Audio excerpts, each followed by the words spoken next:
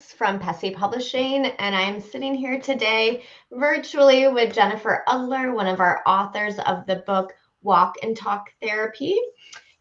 Jen is a clinical social worker out of the DC area, and we're just so happy we could chat today. Her book released a little less than a year ago, and we just wanted to catch up and see what was new with Jen. How are you today? I'm good. Good to see you. Good to be here. Thanks for having me here. Yeah, so we want to throw just some questions at you. We have, spring coming, hopefully, for a lot of us, or winter has never even started in some areas of the country. But that got us thinking about getting clients outside into nature, doing some walk and talk therapy. So, in your experience, how does physical activity change the way clients engage with their therapist? Yeah, well, I think it's a wonderful opportunity to basically see more of the client. When we have a client in our office, we're seeing them in a pretty limited way. And so being outdoors and moving alongside with them really helps us understand them in a different way and see them a little bit differently. I think also there's a little bit of a shift in the dynamics of the therapist and client relationship when we're walking side by side. There's sort of a bit more equanimity in our relationship. So the client is not coming into my office space with my pictures and my chair. We're out in a shared community space, and we're kind of wearing similar clothes. So Mhm. there's some more relaxed atmosphere about that. And I think that works really well for a lot of people. And also, I just want to draw on the mind body connection that we really have an opportunity while walking with our clients to tap into the somatic experience of that client. And so, if they're talking about something, we're also asking them, where they feel that in their body and how does it feel as they move through that. So, there's really a lot of opportunity for exploring all the different aspects of a person while we're Yeah. out there walking. Yeah. That's so many benefits, and it's just a great way to think about with the power dynamics kind of shifting a little bit as you're walking side by side. And how does physical activity change the way that clients engage with their therapist? Oh, did I read? That's the same question. I'm sorry. Are It's there okay. specific types of clients or therapeutic issues where walk and talk therapy is particularly effective? So I would say it's available to anybody. And of course, it's up to the therapist to do a really important screening call with them to make sure that they are appropriate and that they're comfortable with going outside. But I would say anything like ranging from anxiety to depression, grief, trauma work, of course, relationship issues, any sort of life changes. Social skills can also work well in this environment. So, also different ages. I've seen kids from little kids up until older adults. And it really just depends on the person, their personality, what they enjoy, where they're comfortable. So, I would say it's open and available to anybody.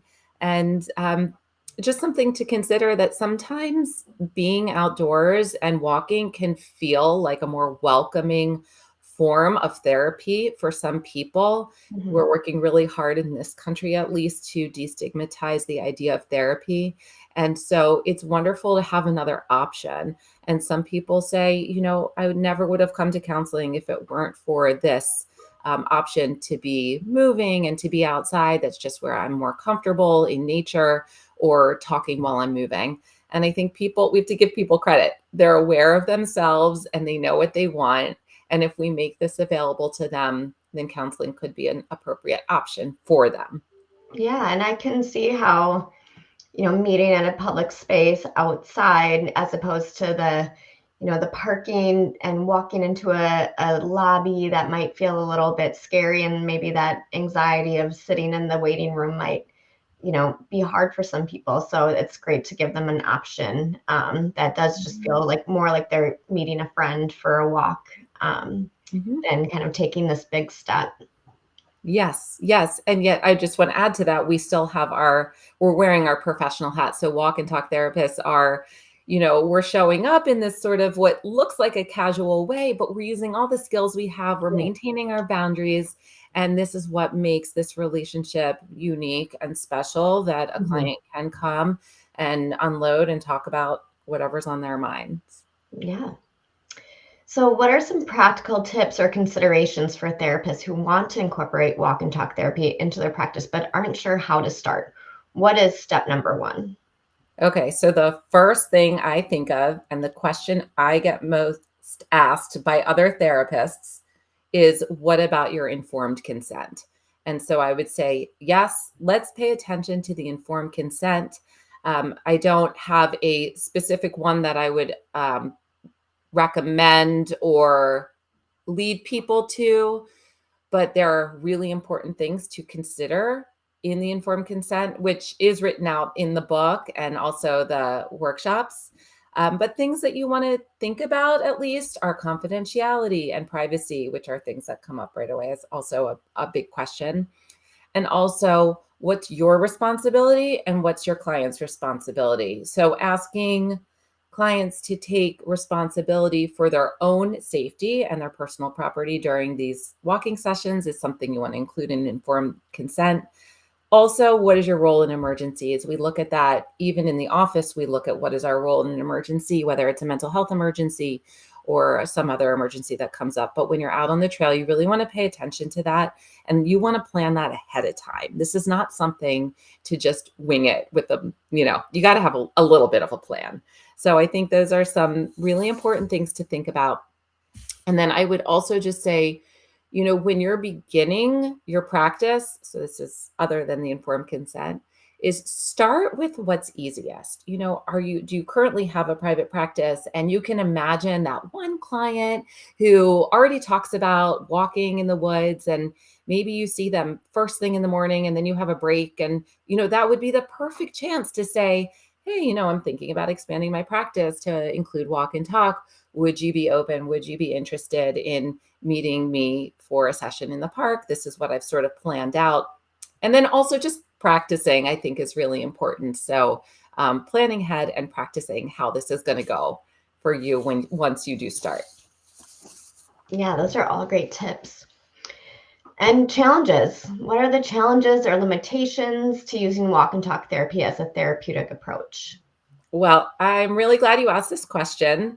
And it's funny that you say this, because this is really the reason I wrote the book, is because I've been doing this for now 11 years, and all the challenges I have faced, I put an answer to in the book. I was not shy about being vulnerable, and this was new for me, and I learned along the way. And so I would like to recognize that, first of all, no matter where you are with starting a walk and talk practice, or even if it's a hybrid practice, be upfront and honest with yourself about what those challenges might be, and give those important considerations. Don't avoid them, don't ignore them. Really think about, okay, so for example, what if it's weather? What if the weather is a challenge? Then think about how you'd like to handle it. Set up a plan, set up sort of a structure. Will you only go out when it's between, 30 degrees and 70 degrees? If that's what you want, then make that clear to your clients so they know what to expect. So I would really just think about what you want, and then also having a conversation with clients about how this is going to go. You don't want to be all over the place. You don't want to pull out any surprises for them. So there are some challenges, and these are really important things to think about, and literally the whole book is about this. So it's a great question. Yeah, and it's kind of going back to what we talked about before. You still have your professional hat on. This isn't just a casual walk. You have a lot of things already planned out, scenarios thought through. And so it isn't just, let's go out for a walk quick. This is actually, a real session that you've already given a lot of thought and insight into. Yes. Yes. Um, any breakthroughs you've experienced with clients while on walk and talk therapy? I mean, there's actually so many, and it happens all the time. I love when it's spontaneous. I think that the most important thing is being really open-minded and aware of what's going on, and using the nature as your guide, and allowing moments to come through that allow for those breakthroughs, right? So kids are a great example. They're so creative and you never know what you're going to get. And I love it when a kid will just spontaneously, let's say, pick up a pile of leaves and dump it into a ditch. And I'll have to ask them, what does that mean? And obviously we're already there talking about their worries. And they say just something like, these are all my worries and I decided to let them go today. And moments like that happen, I would say, almost every session. And so keeping an eye out, being open-minded and thinking about, like, what does this mean to this particular client? Getting curious, asking them. And also just metaphors are huge in nature.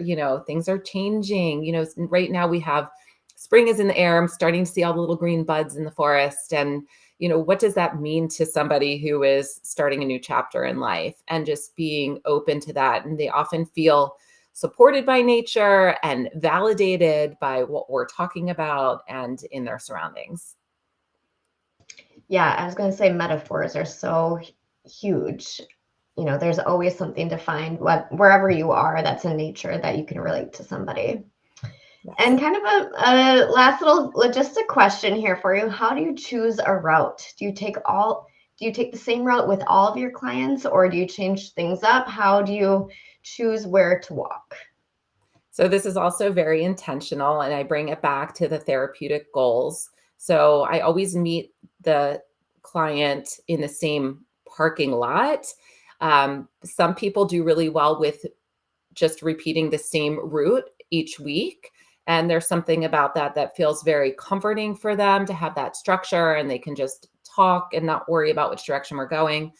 But other people have different therapeutic goals, right? So for somebody who is anxious about taking, I don't know, getting involved in a social situation or making decisions is really difficult for them, I may use that as an opportunity to say, like, would you like to take the lead? And let's see what's ahead of us. And we're kind of living real in real life time, practicing some of their therapeutic goals. So if they're insecure about what's around the corner, or we don't know where we're going to go next, we can talk about, well, what is it like when you don't know what's going to happen? And how do you manage that? What are some coping skills that we can come up with right now on the path? And then also be able to apply those same coping skills to their next social situation. So it's very creative just being out there. Yeah, it sounds like you can just pull so much out of the surroundings and really make the most of it on no matter where you are. A different walk or a different landscape. It's all just amazing work that you're doing. So you will be leading a walk at the Psychotherapy Networker Symposium in a few weeks. Do you want to share a little bit of information about that? Yeah, I'm really excited about that. We have been doing this for a few years now, and it's great to see the number of therapists who are interested in learning more about walk and talk therapy. So the walk is going to be held the first day of the symposium, which is Thursday, March 21st at 5 p.m., right after the keynote speaker. And we'll meet in one of the rooms that will be listed. And then we'll head out on a walk through Rock Creek Park, which is very beautiful. And we'll talk a little bit about walk and talk therapy, just get some fresh air after being in a conference room all day. So it'll be wonderful and great way to connect with our colleagues. I will say that this field is growing. I'm really excited about it. And I'm here to encourage and help anybody build their walk and talk therapy practice. That's great. So yes, if you're going to be at the Psychotherapy Networker Symposium starting in a few weeks, that's at the Omni Showroom in Washington, D.C. Don't miss Jen Udler there. She can answer any more questions you have, take a walk, really experience it firsthand. But thank you so much for joining us today, Jen. It was good to see you, and we're glad the book is still out there and the demand is just growing. So it's really fun to watch. Well, thank you so much. It's always good to talk with you, Carson. Yeah. All right. We'll see